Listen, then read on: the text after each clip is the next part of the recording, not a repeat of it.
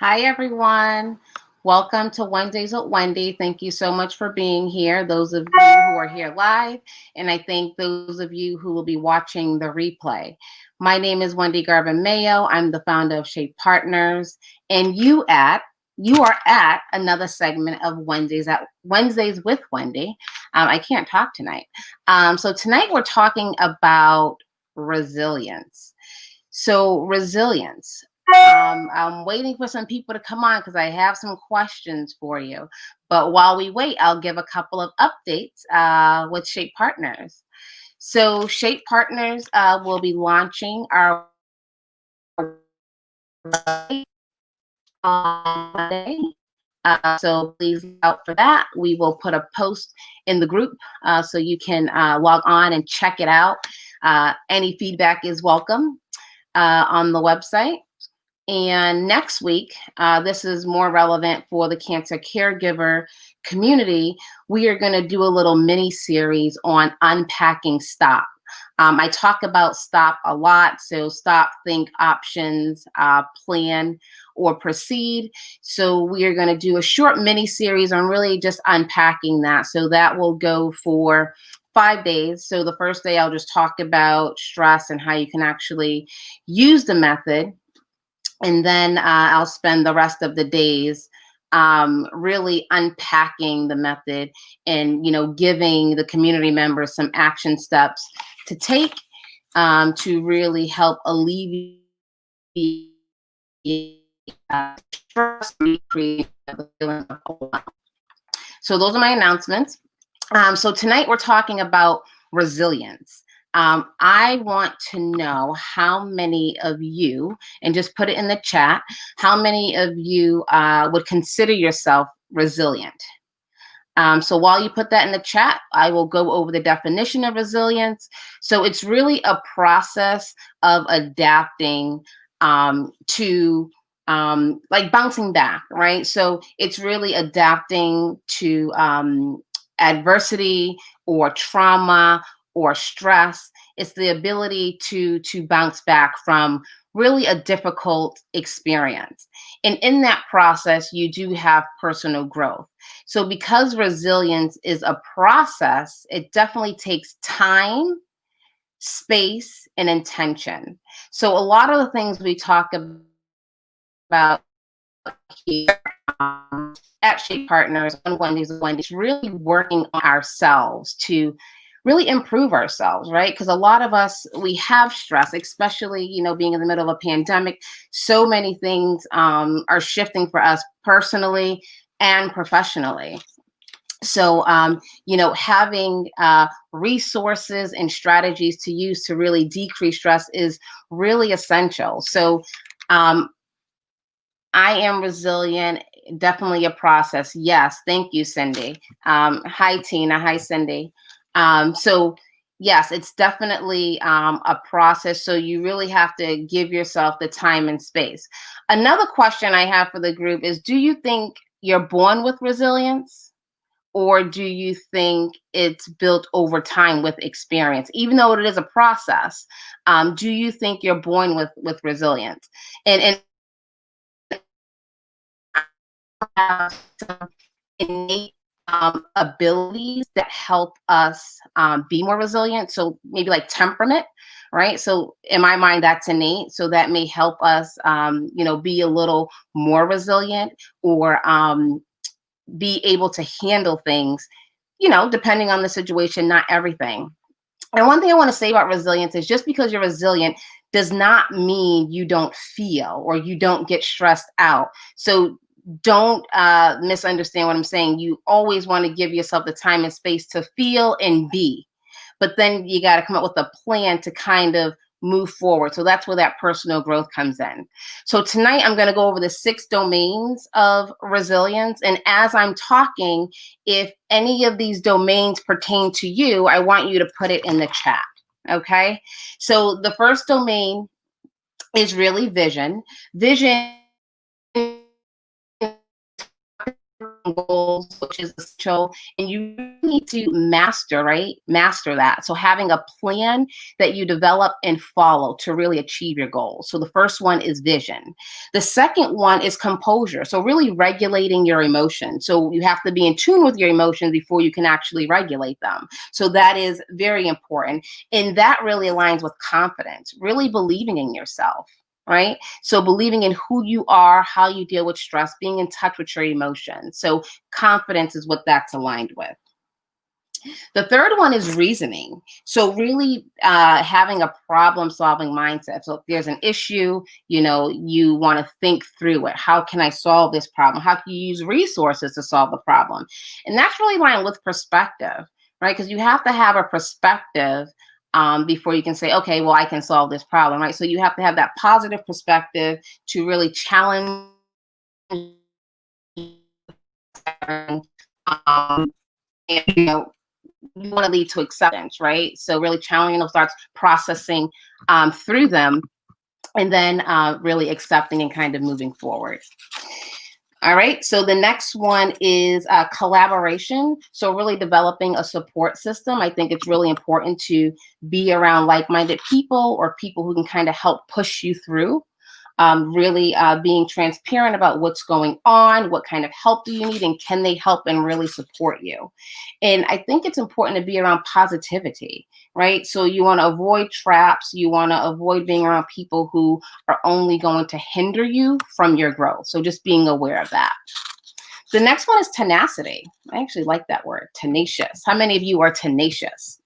So that's really persistence, realistic optimism, and really, how do you bounce back, right? Being tenacious.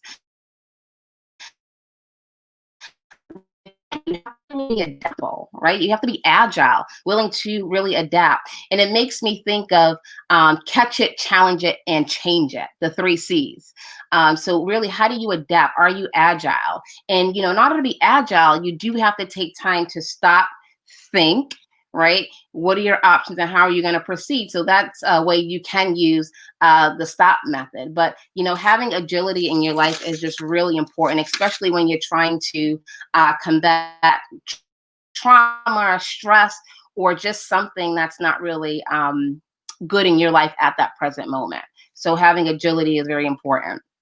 And also that growth mindset. We talked about that before. So really believing that you can change your thoughts and your beliefs, right? Which will then translate into changing your behaviors and your outcomes, right? So that's where that time and space comes in of really right? I believe someone was saying, Steve actually was saying she's doing some inner work, right? So inner work takes time. It really takes time. And the last domain is health. So really, nutrition, sleep, exercise is really important, and that's really to enhance your stamina. Because in order to do the work, you have to have stamina. You have to be healthy physically. Your mind, body, it's all attached. It all relates to each other. So those are the domains of resilience. Now you can develop a resilience plan. It's called the 3 S's. S as in Sam. And the resilience plan really is to think about a time when you had a challenge in your life, right? So really think about that time, write it down, really kind of go back and reflect, and then you answer these questions. So the first S is support people. Who was there to help you? Who was there to support you during that time? So was it family? Was it friends? Was it resources? Who was it? The next one is strategy. So how did you cope? What strategies did you use to move past this challenging time in your life, right? And make sure you're writing these down. The next one is sagacity. So wisdom or insight.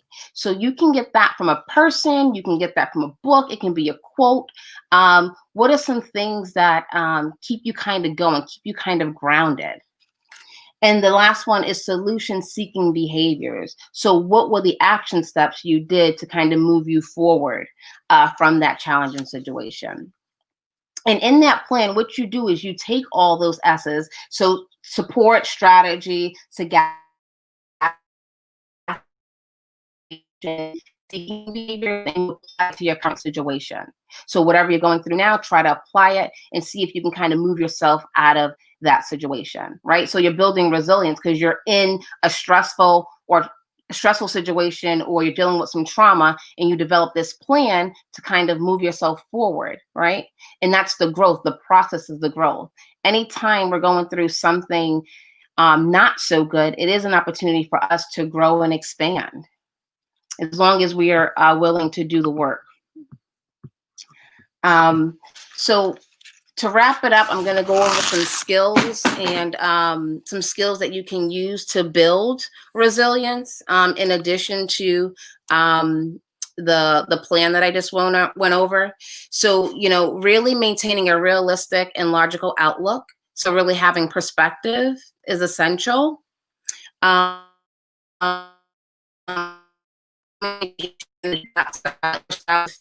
situation. That's the adaptability. So being agile, right? And problem solving when faced with challenges. That's that whole reasoning we talked about. So having a problem solving mindset is important, right? So seek internal validation. That's that confidence. So, have some time by yourself to really validate yourself. So celebrate your wins, whether they're big or small. I think I did the opposite, small or big.